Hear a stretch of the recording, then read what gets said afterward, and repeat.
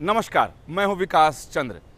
चुनाव और सरकार गठन के बाद अब लोकसभा के सत्र को लेकर तैयारी शुरू हो गई है। सत्ता पक्ष में भी तैयारी चल रही है और विपक्ष भी अपनी तैयारियों में जुटा हुआ है और दोनों तरफ रणनीति बनाई जा रही है। 24 तारीख से यानी 24 जून से संसद के सत्र की शुरुआत होनी है और 3 जुलाई तक उसे चलना है। इसी बीच में लोकसभा के अध्यक्ष का चुनाव होना है और डिप्टी स्पीकर का भी चुनाव होना है, जो काफ़ी महत्वपूर्ण है। और अब महत्वपूर्ण ज़्यादा इसलिए है कि बीजेपी को अकेले बहुमत नहीं है और एनडीए की सरकार है, या यूं कहें कि एक मिली जुली सरकार है। ऐसे में बीजेपी को सबको मिला जुला कर ही चलना है। लिहाजा बीजेपी लगातार अपने सहयोगी दलों के साथ समन्वय की बैठक कर रही है और उनके मन और मिजाज को जानने की कोशिश कर रही है, ताकि जब मौका आए तो किसी की नाराज़गी सामने ना आए और कोई अपनी बात अलग जाकर न कहे, यानी एकजुटता दिखाई दे। तो उसी तरीके से अगर विपक्ष की बात की जाए, इंडी गठबंधन की बात की जाए, तो इंडी गठबंधन भी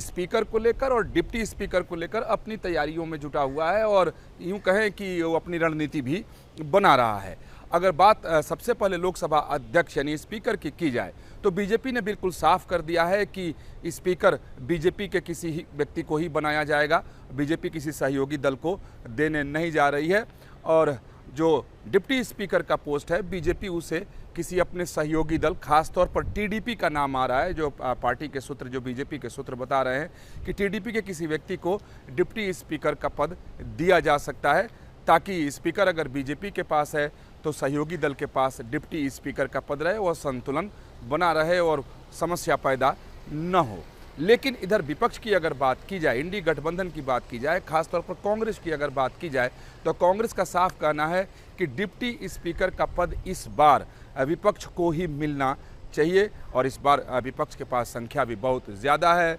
बीजेपी के पास अकेले का अपना बहुमत नहीं है, बीजेपी अपने सहयोगियों के साथ ही सरकार चला सकती है। तो इस अवसर का और इस मैंडेट का फ़ायदा इस बार विपक्ष उठाने में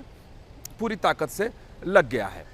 अगर संसदीय परंपरा की बात की जाए, तो यह परंपरा रही है कि स्पीकर का पद सत्ता पक्ष को जाता रहा और विपक्ष के पास डिप्टी स्पीकर का पद जाता रहा। लेकिन ये परंपरा कालांतर में बदल गई और बीजेपी की अगर माने और इतिहास को अगर आप देखें तो दिखता है कि कांग्रेस के ज़माने में ही इस परंपरा को बदल दिया गया, यानी सत्ता पक्ष ने अपने पास स्पीकर और डिप्टी स्पीकर दोनों का पद रख लिया। अब बीजेपी उसी बात को दोहरा रही है कि कांग्रेस ने ही इस परंपरा को तोड़ी है, तो हम फिर क्यों डिप्टी स्पीकर का पोस्ट विपक्ष को देने जाएं। स्पीकर का और डिप्टी स्पीकर दोनों का जो पद है वो एनडीए के पास ही रहेगा और स्थिति बिल्कुल साफ है। जैसा मैंने पहले कहा कि बीजेपी के पास स्पीकर और सहयोगी दल के पास डिप्टी स्पीकर का पद। इसको लेकर के अब राजनीतिक जो माहौल है वो गरमाने लगा है और इंडी गठबंधन की भी अपने बैठकें हो रही हैं। अगर एनडीए की बात की जाए, बीजेपी की बात की जाए, तो इसमें भी कई दौर की बैठक हो चुकी है और एनडीए दलों के साथ समन्वय बनाने की जिम्मेदारी बीजेपी ने राजनाथ सिंह, जो रक्षा मंत्री हैं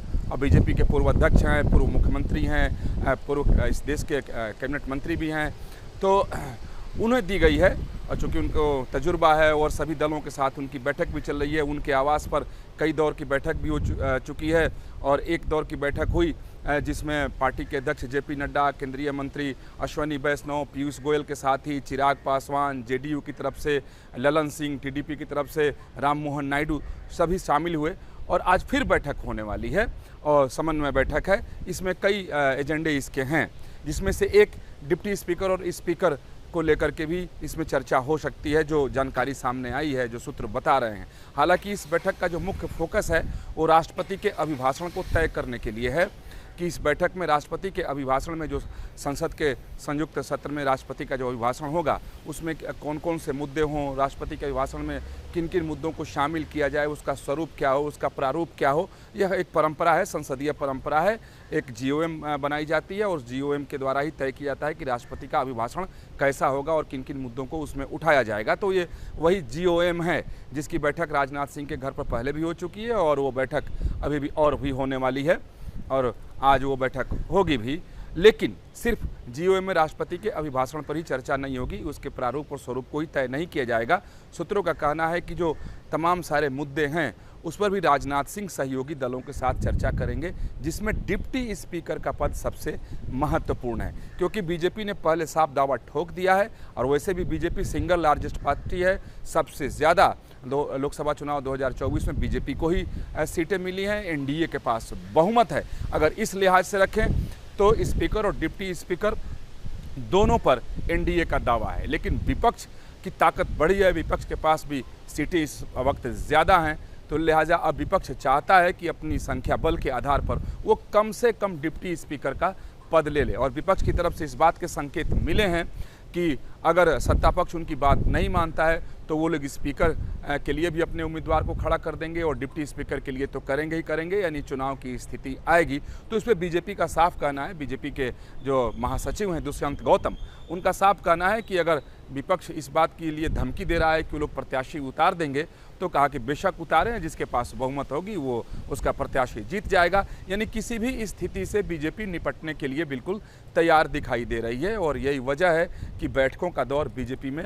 जारी है। और आज भी केंद्रीय रक्षा मंत्री राजनाथ सिंह के आवास पर एनडीए के नेताओं की और केंद्रीय मंत्रियों की बैठक होने वाली है और उस बैठक में आज भी रणनीति पर विचार होगा। लेकिन स्पीकर कौन बनेगा, इसको लेकर के अभी असमंजस की स्थिति है, यानी बीजेपी की तरफ से पर्दा नहीं हटाया गया है। और इस बात का अनुभव है और आप सबने इस बात का अनुभव किया होगा कि प्रधानमंत्री नरेंद्र मोदी अंतिम समय तक गोपनीयता बरतते हैं, यानी चीज़ों को गोपनीय बनाए रखते हैं। और अभी तक स्पीकर को लेकर के गोपनीयता है, डिप्टी स्पीकर को लेकर गोपनीयता है। बस इतनी बात सामने आई है कि बीजेपी का स्पीकर और सहयोगी दल और हो सकता है कि टीडीपी को डिप्टी स्पीकर का पद चला जाए। और इसके लिए बीजेपी में भी बैठकें हो रही हैं, अलग राजनाथ सिंह भी अपनी बैठक कर रहे हैं। और सीधी सी बात है कि लोकसभा का सत्र शुरू होना है और इसमें विपक्ष अपनी पूरी ताकत दिखाने वाला है, तो वो अपनी रणनीति बनाने के लिए भी बैठक कर रहा है और उस बैठक में डिप्टी स्पीकर और स्पीकर को लेकर की भी रणनीति बनाई जा रही है। तो बहुत ही दिलचस्प इस बार का लोकसभा का सत्र होगा, क्योंकि इस बार विपक्ष तमाम सारे मुद्दों को उठा करके सत्ता पक्ष को घेरने और कटघरे में खड़ा करने की पूरी कोशिश करेगा, कोई कसर नहीं छोड़ेगा। क्योंकि 2019 की अगर बात की जाए, जो उस समय मैंडेट आया था और जो सरकार चली, उसमें विपक्ष काफ़ी कमज़ोर था, लेकिन 2024 के चुनाव के बाद की स्थिति बिल्कुल बदल सी गई है। बीजेपी के पास अपना खुद का बहुमत नहीं है, सहयोगियों के ऊपर निर्भर है और विपक्ष के पास भी अपनी काफ़ी संख्या है, ताकत उसकी बड़ी है, तो इसका फ़ायदा निश्चित तौर पर विपक्ष भी उठाने की कोशिश करेगा। यही वजह है कि इस समय सबसे ज़्यादा चर्चा स्पीकर और डिप्टी स्पीकर के पद को लेकर हो रहा है। अगर सत्ता पक्ष ने यानी एनडीए ने अपनी स्थिति साफ की है, तो विपक्ष ने भी अपनी स्थिति साफ कर दी है, डिमांड रख दी है कि कम से कम उसे डिप्टी स्पीकर का पद चाहिए, नहीं तो दोनों पद पर चुनाव होगा। और एनडीए इस बात पर अड़ा हुआ दिखाई दे रहा है कि नहीं, दोनों सत्ता पक्ष के पास ही रहेगा, या एनडीए में ही रहेगा, क्योंकि खुद इस परंपरा को कांग्रेस ने ही तोड़ा है। वीडियो जर्नलिस्ट विकास राय के साथ विकास चंद्र, न्यूज़ नेशन, दिल्ली।